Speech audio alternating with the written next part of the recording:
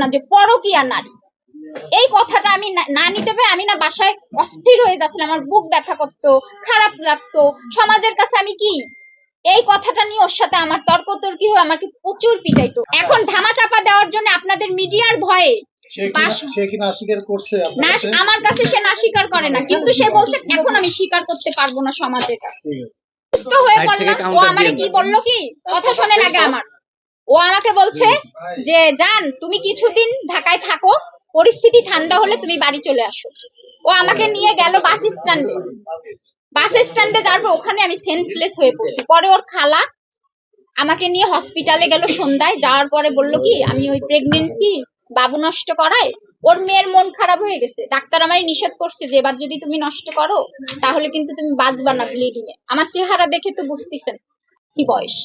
তা আমি বলতাম ওনার প্রথম ওয়াইফের, কিন্তু ও আমাকে মায়ের মতো ভালোবাসে। আমি ওকে, ওর আর আমার বন্ডিংটা যে কতটা ভালো সেটা আপনারা নিউরোসায়েন্স হসপিটালে 6 তলায় যে আয়া থেকে বুয়া থেকে সবার কাছে জিজ্ঞেস করবেন।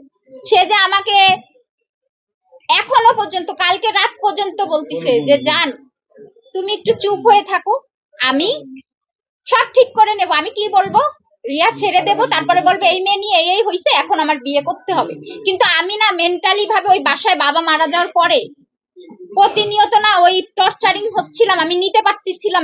রিয়ার সাথে রিয়া আমারে ফোন দেয়, প্রথম ফোন কিন্তু রেকর্ডিং হয়নি। রিয়া তুমি যে ফোন দিছিলা পরে কিন্তু আমি তোমার যে রিয়ার সাথে আমি কথা বলছি ও আমারে কি বুঝাইছে আমি তো এত কিছু বুঝি না। রিয়ার সাথে কথা বলে ফোন আমরা কেটে দিছি। ও এসে আমাকে ফোন দেওয়াইছে, ও আমাকে দিয়ে বলাইছে, তার ভেতরে আমি ভুল বললে আমাকে পিটাইছে। রিয়া বলছে তোমার পাশে কি ও আছে, একটু বাজে ভাবে বলছে, বাজে ভাবে বলছে যে তোমার পাশে কি ও আছে, রিয়া বলছে। পরে ও আমার সাথে করে, ওর সাথে আছে আলামিন আর হচ্ছে সেলিম, সারা রাত জেগে এডিটিং করে কেটে কেটে। এদের অভ্যাস কি, আমি যে গালি দিচ্ছি আমি তো একটা গালি শুনছি তারপরে দিচ্ছি, রাইট? ওরা কি করে কেটে কেটে এরা মিডিয়ায় প্রচার করে। ভাই আমি মিডিয়ার মেয়ে না, আজকে এখানে আসতেও চাইনি। এখন সে আমার একটাই কথা, সে যদি অস্বীকার করে যে আমি তার বউ না, তাহলে ওর মেয়ের বড় মেয়ের মন খারাপের জন্য আমি কিট খাই। তারপরে এই 3-4 মাস ধরে না আমি তো ব্লিডিং হয়েই যাচ্ছে। আমি ওর বাবারে নিয়ে দৌড়াদৌড়িতে আমি নিজের দিকে খেয়াল কি করলো, ওনার খালা আমাকে হসপিটালে নেওয়ার পরে টেস্ট করে বললো কি মানে ওই যে বাচ্চার যে ফুলটা রয়ে গেছে আর ওইটা ইনফেকশন হয়েছে। কথা শুনছেন আপনারা? ওই হসপিটালে আল্ট্রাসাউন্ড করার পরে আল্ট্রাসাউন্ড করলো আমাকে আলিফ ক্লিনিক, ওনার মা বলছে কি সরকারি হসপিটালে নাও, আলম বলছে ও যাবে না, সরকারি হসপিটালে চিকিৎসা নেবে না। পরে আলিফ ক্লিনিকে ওর খালা নিয়ে গেল, নেওয়ার পর আল্ট্রাসাউন্ড করে বলছে কি যে ফুল থাকে না ওইটা রয়ে গেছে, ওটা ইনফেকশন করে ফেলছে, ইমিডিয়েটলি ওইটা হচ্ছে ডিএনসি করাইতে হবে।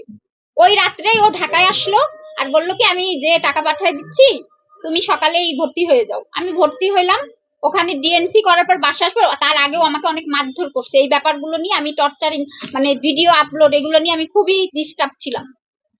আমার এখানে মারা, মাজায় মারা, পিঠে মারা, ওর মাটা সবার সামনে। ওদের এখন একটাই গায়ে জ্বালা, ওর মা ফ্যামিলির সবার, যে আমি একটু সরে যাই, কারণ তাদের ছেলেকে এই ব্যাপারটা নিয়ে ওকে ব্লেম দেওয়া, এই ব্যাপারটা নিয়ে হচ্ছে তাদের ছেলেকে বাঁচাইতে হবে। কিন্তু আমি তো একটা অসুস্থ, আমি আসার পরে আমি ঘুরে ঘুরে পড়ে যাই। তাদের অ্যাটেনশন ছিল রিয়াকে দোষারোপ প্রমাণিত করার। তারপরে শোনেন, ও আমারে বললো ও ঢাকায় চলে আসলো, হসপিটালে ওরে নিলে একটা হই হই হবে।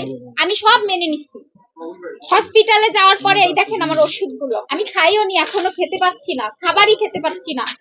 10-12টা করে ওষুধ আমি কিভাবে গিয়ে ওখান থেকে আসার পরে আমি ঘাড় উঁচু করতে পারি না। তার মেয়েদের ব্যবহার খুবই খারাপ, যে কোনো বিষয় আমার সাথে খারাপ ব্যবহার। এক পর্যায়ে আমি যেদিন চলে আসবো ওনার বড় মেয়ে আমার গায়ে হাত দেয়। এই কথা ওরে যে আমি ভালোবাসি পুরো নিউরোসায়েন্স হসপিটালে বলবেন। এই যে এই দেখেন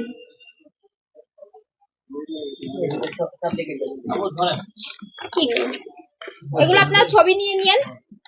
এই যে দেখেন আলম, আর ওখানে আপনি আলিফ ক্লিনিকে যে সিগনেচার ওর বড় মেয়ে করছে, ও তো চলে আসছে ঢাকায়, আর ওর খালা সিগনেচার করতে পারে না, আলো সিগনেচার করছে, যে মেয়ে ওরা কিন্তু রাতকে দিন করতে পারে, দিনকে রাত করতে পারে।